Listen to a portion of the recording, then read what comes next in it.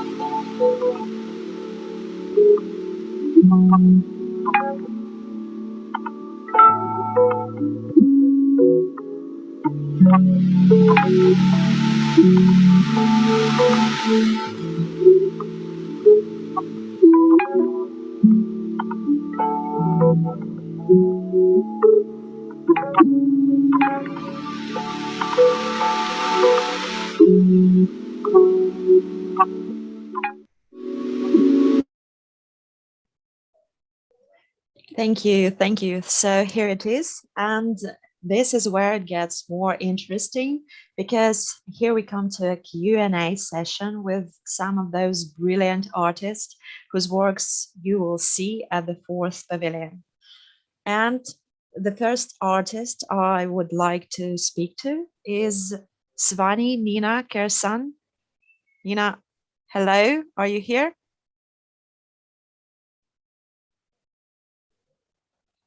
Maybe it will be later. Okay, so the next one, Dagmar Schurer, artist from Germany. Hello, everyone. Hi, nice to meet you. Hello. Looks amazing. It's the first time I saw it, so congratulations. Very happy. Congratulations to you. Yeah. So we have 3 of your works at the Pavilion. It's Brains and Dancers from the series We Are Already History and We Don't Know It, and Cosmophonetic. So I would like to hear more about you and to know about these works and about your vision of the relevance of their topics. Mm-hmm. So maybe I start with Brains and Dancers. It's they are short moving image loops, and they're extracts from like a larger media installation. Like you mentioned, it's called We Are Already History and We Don't Know It. This is like a larger installation of work, which is kind of very typical from a way of presenting. It consists of large projections and animations and small monitors in the space. And moving images are extended by an augmented reality application. So basically the content of the moving image works and the projections also enter the exhibition space. And with handheld device like a tablet, you can open the augmented reality elements, and it's like the worlds or environments of the animations are also entering the space. And as a viewer, you can go through and interact with them, and you basically enter spatially in the whole installation and the content of the projections. And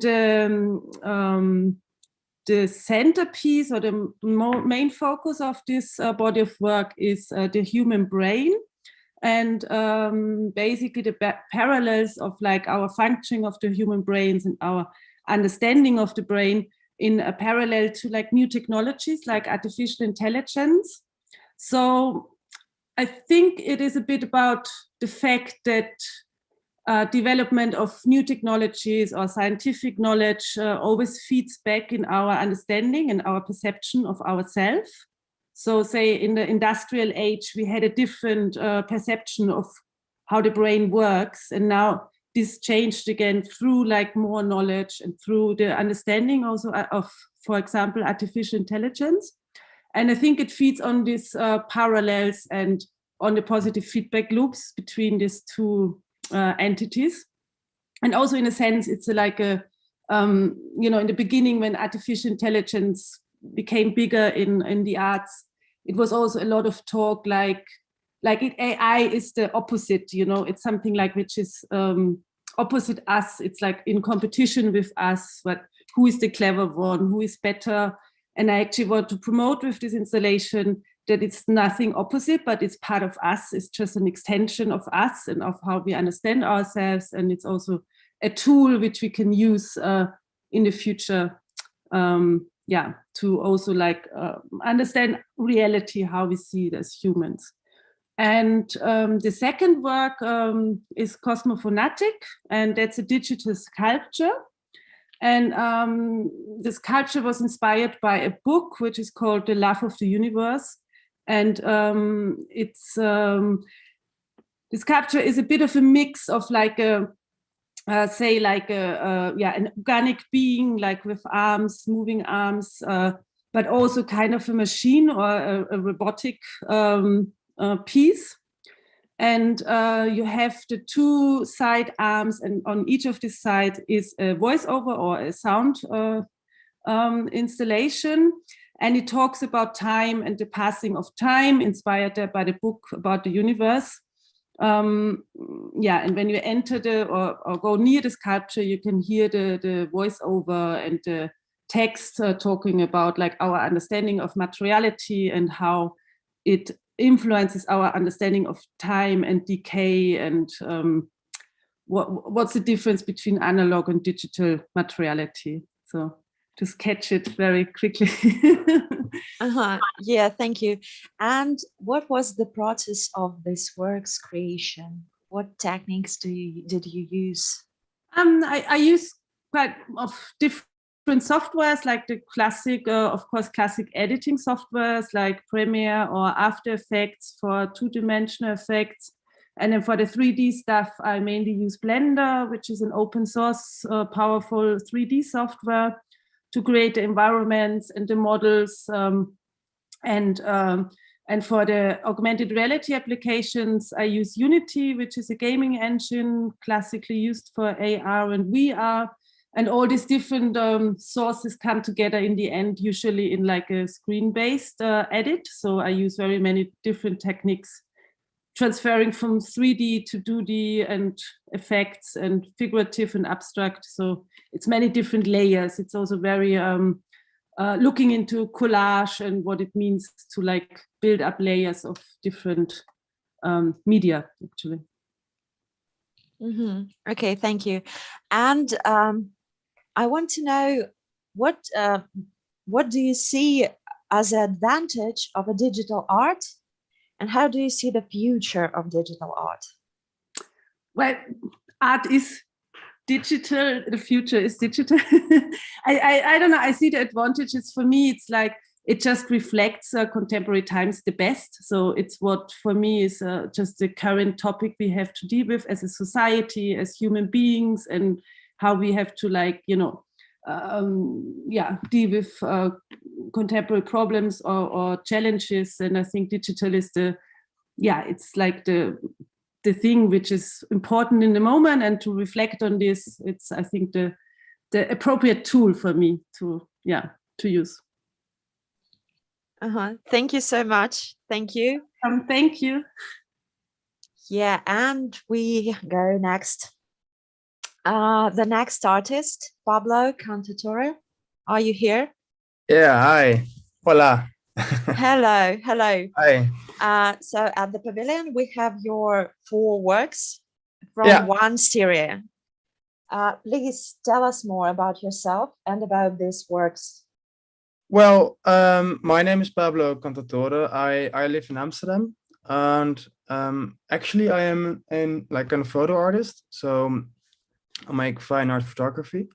I also made like documentaries for the Society of Amsterdam. But it was a time I had Corona, and I was isolated in my room.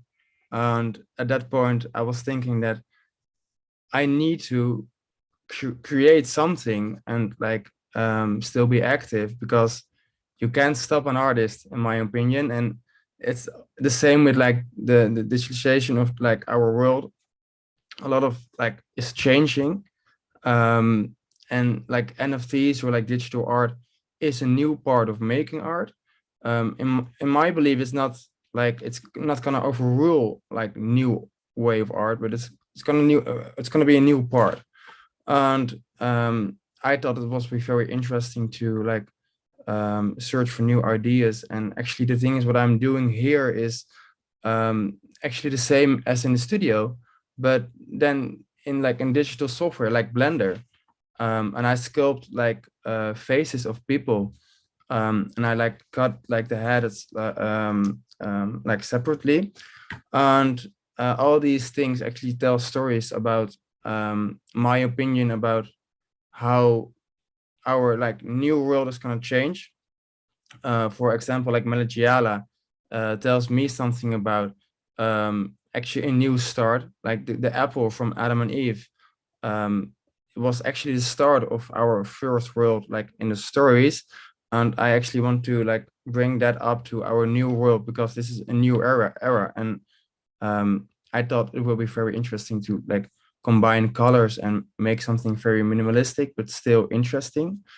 And actually, yeah, that's the story about all these things. Drape is made with a biome from like water, so it's like calculated in like a biome, and that piece tells me the heavy thoughts of like the new transition about like water pressing on our head is actually my thoughts of our new world, because I'm not like that hyped about this new transition, because I really love analog and I really love like real things, and it's also like costing a lot of energy. And in my art, I actually want to tell more about that we like need to embrace our nature, and NFTs are costing a lot of like energy. So it's pretty hard because you want to like evolve and change and adapt, but at the same time you also want to like be real to yourself and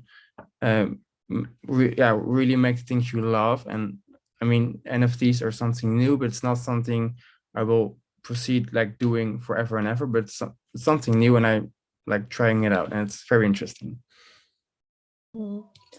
And how did you pick up the colors? Do they mean something, or? Yeah, well, I'm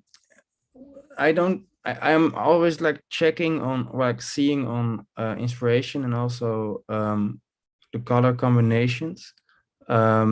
Like the pink blue one is it's named Squiddy, and it's also like inspired from the Squid Game, like the colors and also like the background. But at the same time, it's also inspired on the quantum mechanics, actually the DNA of like engineering and software, and it's actually like combined and like fixed to each other. And it's I'm not like searching for like special colors, but at some point you just see and you find things, and at some point it's created or something, I don't know. And then you have like these things in my background. So yeah, I'm not actually searching for colors because it feels like very natural to me. Yeah. Hey, thank you so much. I had another question, but you answered all of them. Oh. Thank you. Thank you. Great. Thanks for having me. Yeah, and I don't know. Oh yeah, I think we have with us Bolim Chon. Hi. Yeah. Hello. It's Hi, nice to to meet see you. you. Yes, indeed. Yeah. And we have your work in the belly of a whale in our pavilion. So please tell us more about this work and about yourself. Yeah, so my name is Bolim Jan, and I'm the multidisciplinary artist from Korea and based in London currently. And I also work for the digital art platform as well. And this artwork in the belly of a whale is actually a part of my research project that sort of reimagining and trying to reoccupy the commuting spaces. And I had this idea initially when I was still living in Korea and working as the office worker and having the commuting like every day and a very intense circumstance. And I was a bit focused about like the feeling of alienation that in the commuting spaces, that like you are like surrounded by tons of the people, but you've never really speak or communicate with any of those people. And during the pandemic, I kind of felt like I myself missed the commuting, and everyone else also missed about it. And I tried to interrogate about the parts that why we even start to miss those horrible experiences that we always hate. And I kind of tried to like explore that the what aspect we loved and we hate about it.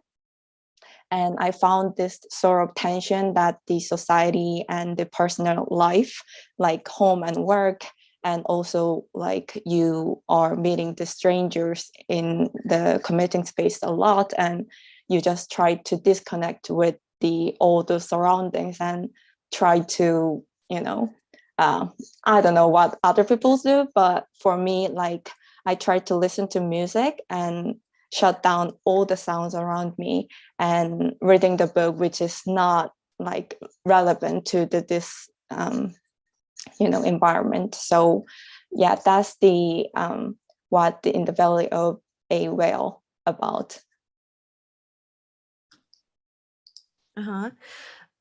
Okay, and I wanted to ask, what does a person lose when not reading the information? Because many people say that we need some rest mode and we need spaces where we can get rest. So, yeah. I mean, when I worked on this video, I was a little bit more focused on the, as I said, like automated and disconnection in the transit spaces. Like, I think rest mode in the commuting spaces is very different from the elsewhere, like home or the park. That like, I made the hypothesis that it's because we are still surrounded by so many social cues and like regulations. For example, like you need to be quiet and you can't really stare at the other person, and you need to follow the announcement, guides, signage, and even the advertisement, all those sort of like social matters. So I felt like that's the reason why we can't really rest or like focus on ourselves. And those like transit spaces are very overwhelmed by all those social stuff. So in my work, I was trying to depicting more like personal emotions and feeling. So all those like chaotic words are based on the personal narrative. And so to ask your question, I feel like what a person lose will be their own feeling. And if I can be a little bit far-fetched, I think their identity. Okay, it's interesting to think.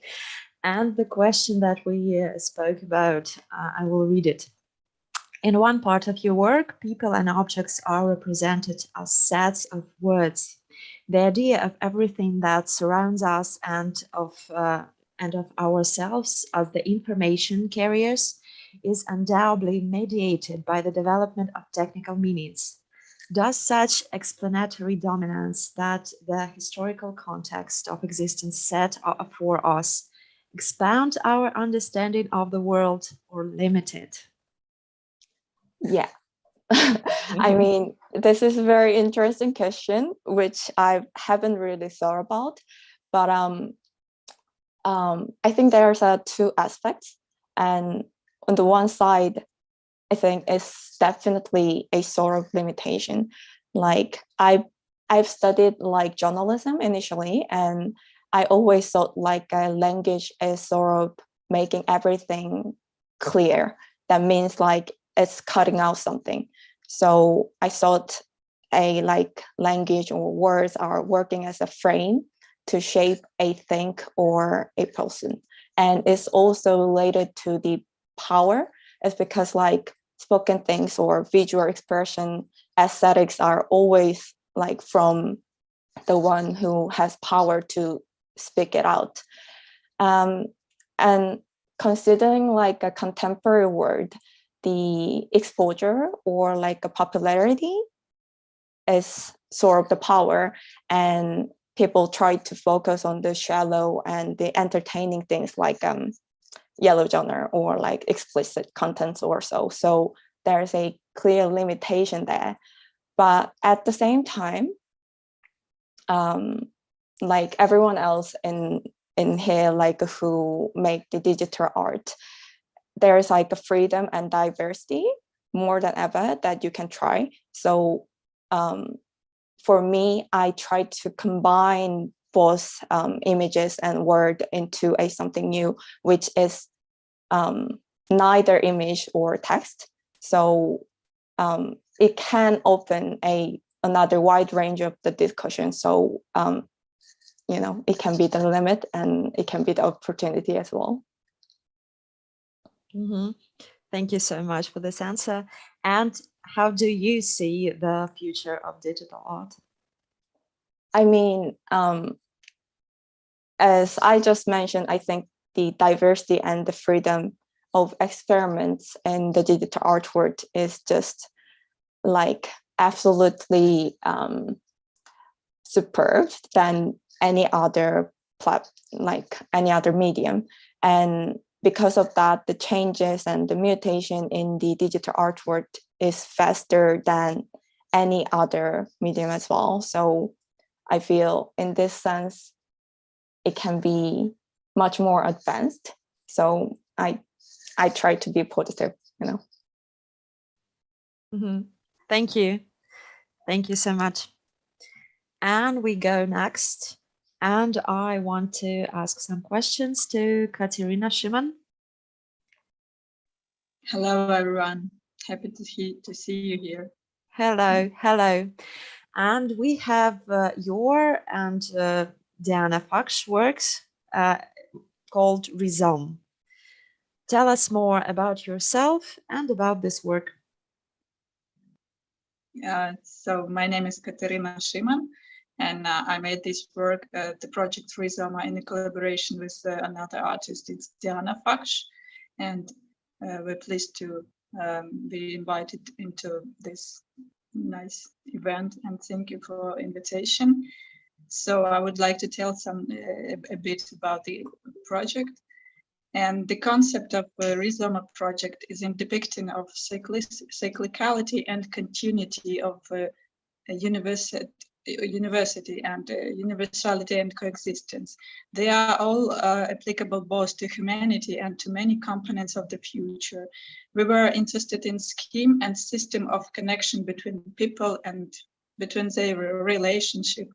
Our associations were about the pattern and methods of similar interaction in the context of human and universe existence.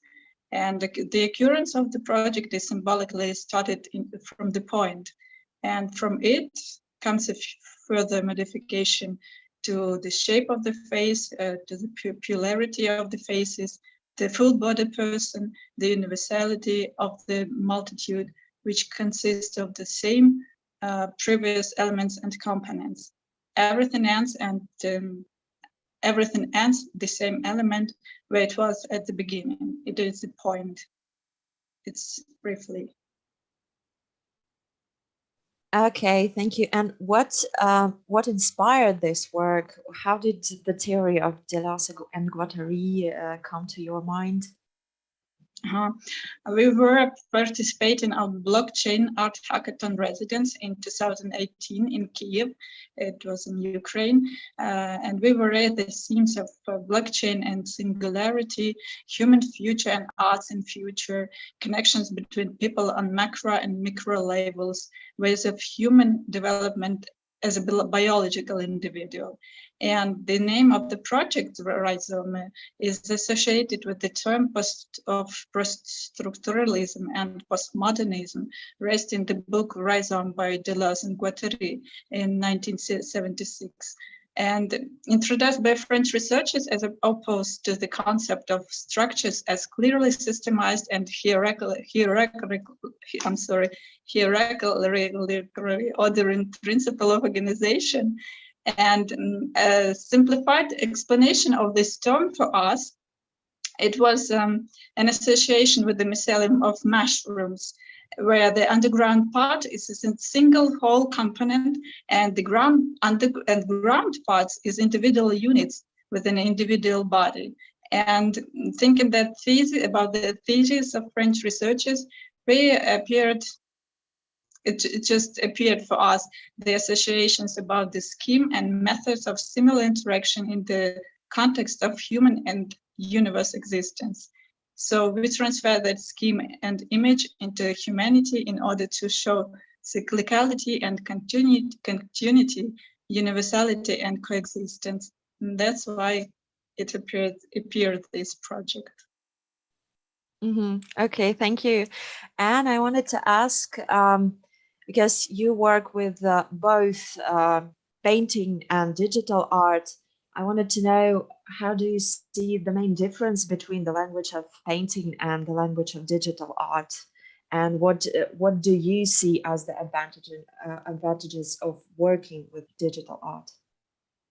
Frankly speaking, we use different tools for expression of our ideas, and virtual reality and its tools, it's just one of the tools to express our ideas. And yes, it is one of the newest one.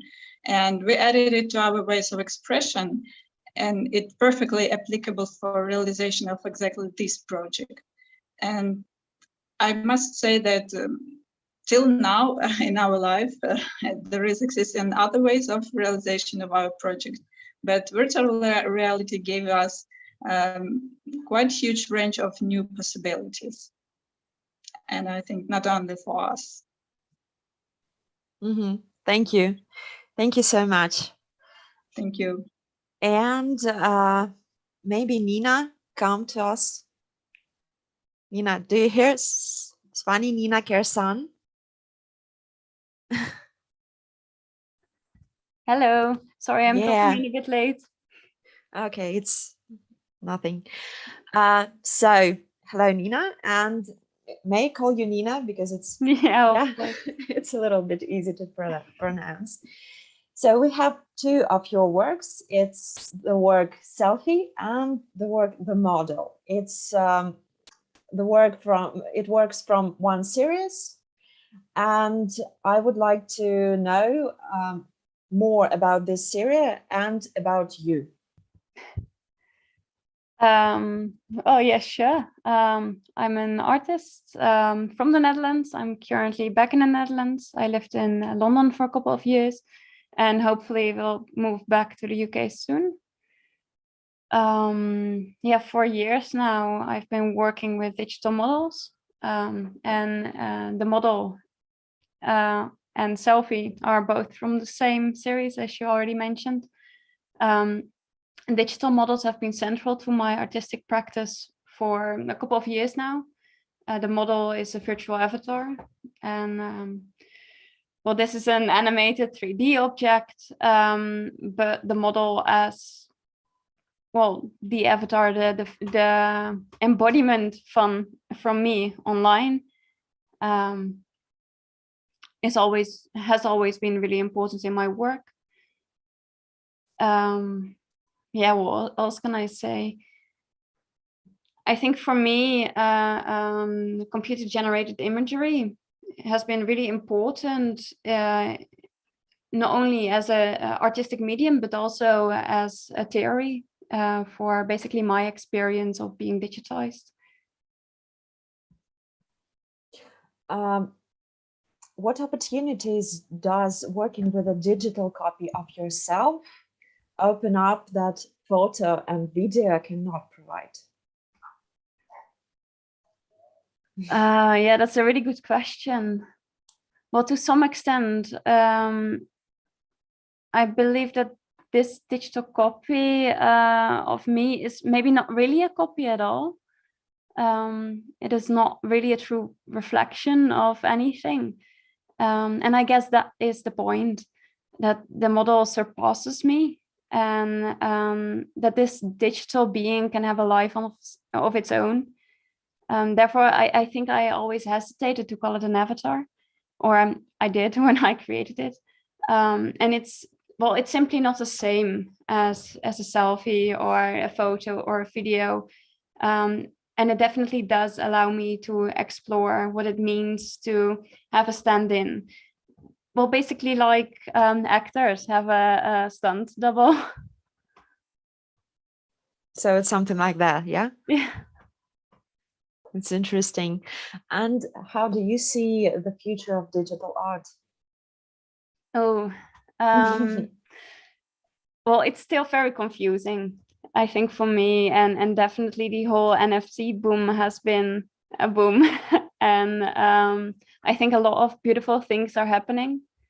But then again, quite often the attention is directed to the wrong places, the wrong spaces. And well, I definitely think we shouldn't forget about the environmental issues. Thank you. Thank you so much. Thank you. And maybe someone have questions to our artist from the audience. Yes, I think I have a question, maybe to all of the artists. I don't know who will answer.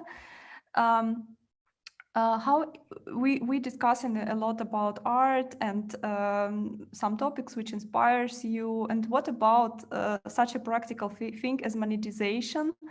First of all, is it important for you, and how you see this monetization in this digital field? Is it work for you, or you keep your hope for the future? What is your perception of this?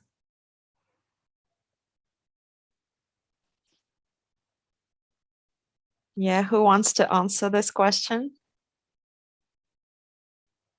Yeah, sure. I think monetization is, well, it's definitely something to think about as an artist, and making art digitally and online does, well, it makes it easier now to monetize upon your work.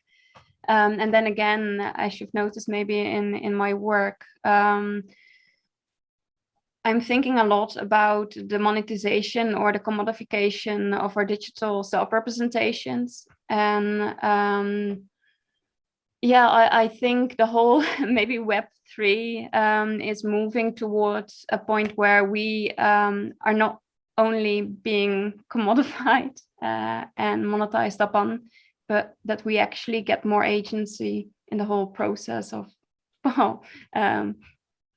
commodifying and monetizing upon our own identities and work. Thank you.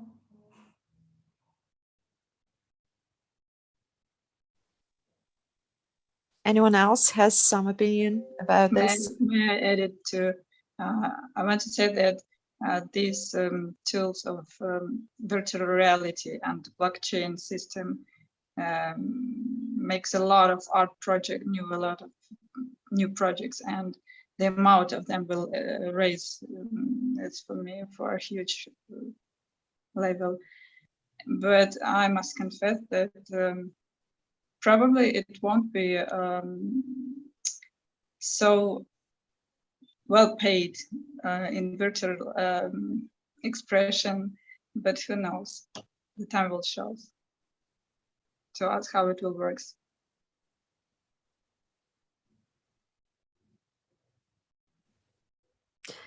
Yeah, okay, thank you. Does anyone else has some questions, or maybe we have some artists that whose work presented in our pavilion and who wants to present his work or her work?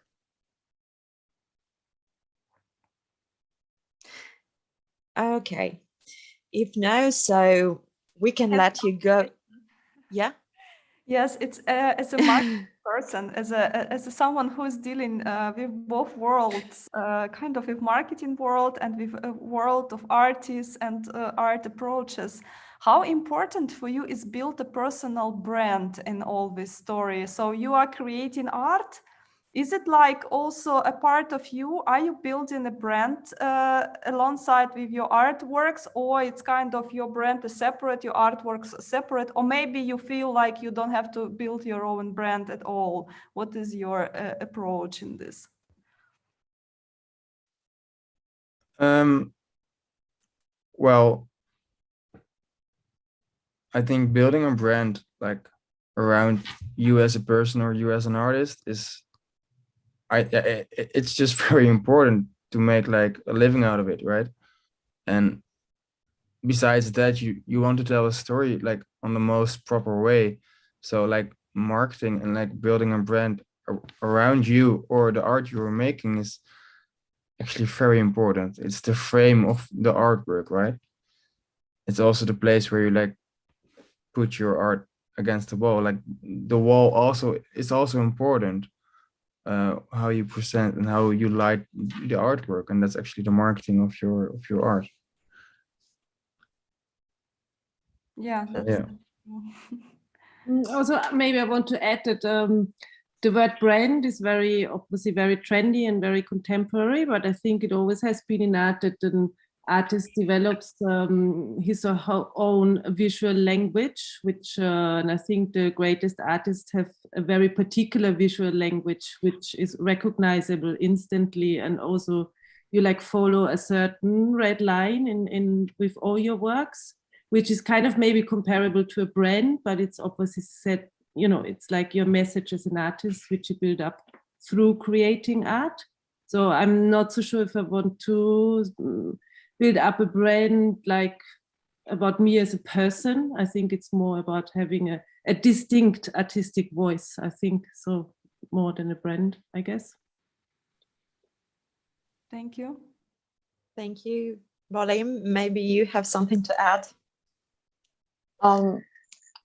Yeah, I mean, the question itself is more like that it's not the thing that I can answer, but it's latter I want to ask as well, because I'm not the full-time artist, let's say, and I have a lot of things that beside of the art, and whenever I try to reveal myself or like show my artwork, which is actually based in my own personal experience, I always like contemplating that, like how much I can, show as an artist, or how much should I distinguish myself as an artist or a marketer, or, I just like from my hobby or so. So, but at the same time, I feel the people these days are quite want to know more about the artist, and they are attracted more when the artist reveal themselves more.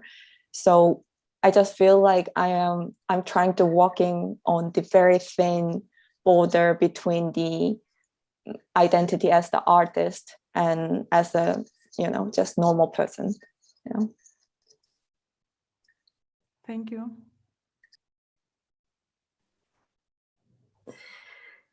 Thank you to all of you for being with us today, and not only today. And actually, we can now let you go to the journey by the pavilion, and not only by the last pavilion. I can say that we have now 4 of them. It's Ukrainian Pavilion, Art Spaceship Pavilion, Partners Pavilion, and the Neon Night Pavillion. You can find link, maybe we can share it in our chat. Yeah, we already did this. So you may find the link at the chat. And I want to say that works from the first 3 pavilions are already available for purchase. And soon for the 4th pavilion, they will be available too. And you can see them till this autumn. So have a nice journey, and thank you, and congratulations to all of the artists. And goodbye. Have a nice day or evening, wherever you are. Thank you. Cool, thanks. Thank you very much. Thank you so Ciao. much.